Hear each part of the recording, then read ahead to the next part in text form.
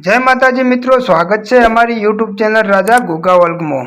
हेमाबाई ने कंकुबाईए एमना बाप दादा वखतनु पड़ेलू आ नारियल आपे छे अने कंकुबाई कहे छे के ए बहन, आजे हूँ तने अमारी जिंदगीनी कमानी आपू छू अने आनु बने अने टाइम मळे तो आनु भजन करजे।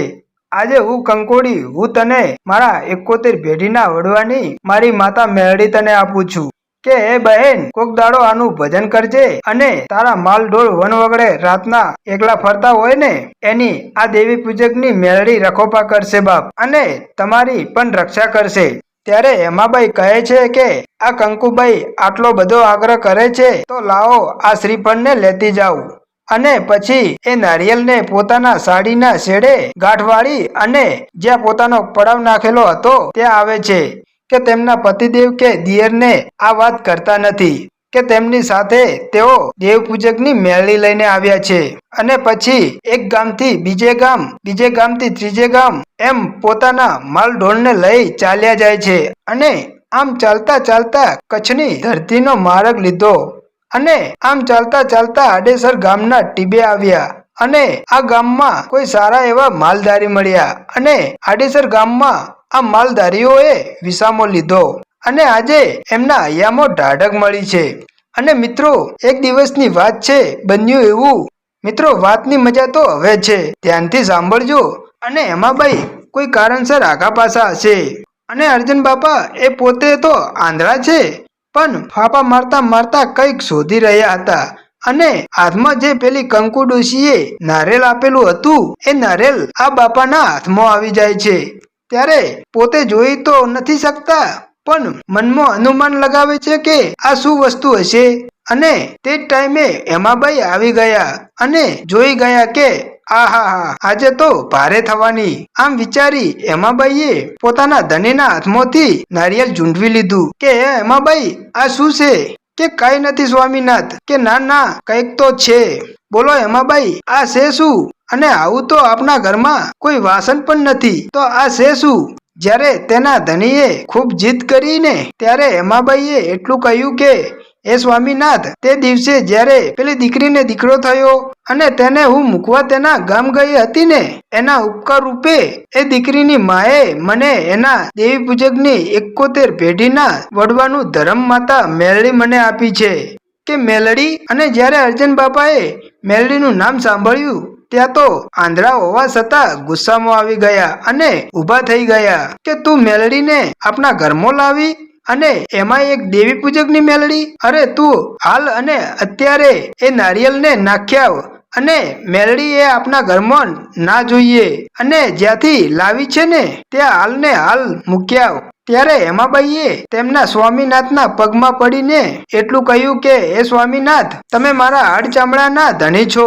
અને કોઈ 1-2 ખેતર દૂર હોય ને તો જઈને મૂકી આવું, પણ આ તો આપણે ઠેઠ પરદેશ આવી ગયા છીએ અને આ તો ઠેઠ કચ્છ છે અને માં મેલડી તમારી પાસે અમે ક્યાં સાંજ સવાર વારું પાણી માંગે છે અને જો આપણા સારા દિવસો લાવશે તો એના નામના દીવા ધૂપ કે અગરબત્તી કરીશું, પણ એ સ્વામીનાથ, આ તો માં મેલડી છે, એ તમને ભૂખ્યા ઉઠાડશે પણ તમને કોઈ દિવસ ભૂખ્યા સુવડાવશે નહીં। પણ અર્જુન બાપા પોતે માલધારીના દીકરા છે અને સામે દેવી પૂજકનું દેવ છે, એ એમને વાંધો છે। ત્યારે બાપાએ એટલું કહ્યું કે મેલડી વાળી થઈ ગઈ છો તો તારી મેલડી મને શું કરી દેશે?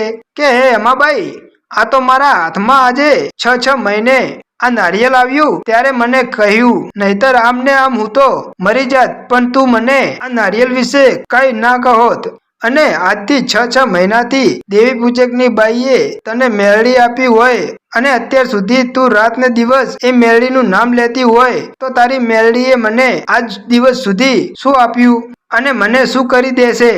અને તે દિવસે હેમાબાઈએ એટલું કહ્યું કે હે સ્વામીનાથ, મેં ક્યાં કાંઈ કરવાનું કહ્યું છે, પણ આજે માગી જુઓ મારી મેળડી પાસે અને મેં જો ઉજરા મનથી એનું ભજન કર્યું હશે અને સાંજ સવાર જો એનું નામ લીધું હશે અને માં મેળડીને મેં માં માની હોય અને એને જો સાચા મનથી મને એની દીકરી માની હોય ને તો મારી ગરીબ દેવી પૂજકની કંકુબાઈની મેળડીને ફટ કહેવાય બાપ। અને તે દિવસે એ ગુસ્સે ભરાયેલા અર્જુન બાપાએ, જેમની આંખો તો છે નહીં પણ બે હાથની બાયો ચડાવીને એટલું કહ્યું, જો મેલડી વાળી ખરેખર થઈ ગઈ હોય અને તારી મેલડી અહીંયા સુધી આવી હોય ને તો તારી મેલડીને કહી દે કે મારે ધબક અંધારું છે, હું ભારતો નથી. તો તારી મેલડીને કહી દે મારે આંખો જોઈએ, મારે એ આંખોથી આખી દુનિયા જોવી છે. અને જ્યારે પોતાના સ્વામી આટલું બોલ્યા ને ત્યાં તો હેમાબાઈના હાથમાં મારી મેલડીનું નારિયેલ છે અને હેમાબાઈની આંખમાંથી ટપ ટપ આંસુડા નારિયેળ ઉપર પડવા લાગ્યા. અને જેવા આંસુડા નારિયેળ ઉપર પડ્યા ને ત્યાં તો એ નારિયેળમાંથી મારી કાળી નાગની મેલડી જાગી અને નારિયેળમાં ટકોરા કરવા લાગી. અને એ દિવસે અર્જન બાપા અને હેમાબાઈ વચ્ચે આવી વાત થઈ અને દિવસ તો પૂરો થઈ ગયો અને બંને માનવીઓ વારું પાણી કરી અને સૂઈ ગયા. ને ત્યારે અડધી રાતે એ નારિયેળમાંથી મારી દેવી પૂજકની મેલડી જાગી અને નારિયેળમાંથી નીકળી અને પહોંચી હેમાબાઈના સપનામાં કે હે હેમાબાઈ કે આજે હું એક ગરીબ કંકુ દેવી પૂજકની મેલડી માતા આવી બાપ. ત્યારે હેમાબાઈ કહે છે કે હે માં, તું મારી મેલડી માતા બોલતી હોય પણ માડી મારાથી આ દુનિયાના મેનાટોના હવે ખમાતા નથી. માડી તને હું લાવતા તો લાવી દીધી પણ એ મારી મેલડી હવે મને કઈક માર્ગ દેખાડમાં કે દીકરી હવે તું ચિંતા કરતી નહીં, હવે હું મેલડી તારી સાથે છું અને તારી વાત સાંભળી ગઈ છું અને કદાચ દાઢી મૂછના ધણીના ઝાલેલા બાવળા કદી મૂક્યા નથી તો તું તો મારી દીકરી છો અને હું મેલડી તને કોઈ દિવસ છેતરીશ નહીં. પણ તારા ધણીને આંખો જોઈએ છે ને કે હા માં કે જા દીકરી આજથી માંડી અને 1.5 મહિનાના દિવસો વીતે અને જો 1.5 મહિનામાં એ દીવાની જ્યોત જેવી એની આંખો ના કરી નાખું ને એ તો મને મેલડીને ફટ કહેજે બાપ. ત્યારે હેમાબાઈ કહે છે કે જોજે હો માડી આબરૂ ના જાય. હવે તો સૂતાય મેલડી, જાગતાય મેલડી, ખાતાય મેલડી, પીતાય મેલડી અને આ મારા હાડ ચામડાનો ધણીએ માડી તું છો. પણ જોજે માડી પારકા ગામના સીમાડે લાવી અને મને દીકરીને આજે છેતરતી નામાં. અને ત્યારે મારી જબરીને જોરાવર મારી ઉગતા પોરની મેલડી એટલું બોલી કે હે હેમાબાઈ આજે આ અર્જનને આંખો નથી ને કે ના માડી પણ કે હું મેલડી 1.5 મહિને આંખો તો આપું પણ એકવાર અર્જનના ડોકમાં મારી મેલડીના નામની માળાઓ ના પહેરાવું ને તો મારું નામ પણ મેલડી નહીં. અને એ હેમાબાઈ આ મૃત્યુલોકમાં તમારું નામ અમર ના કરાવી દઉં ને તો મને મેલડીને ઓળખે કોણ બાપ.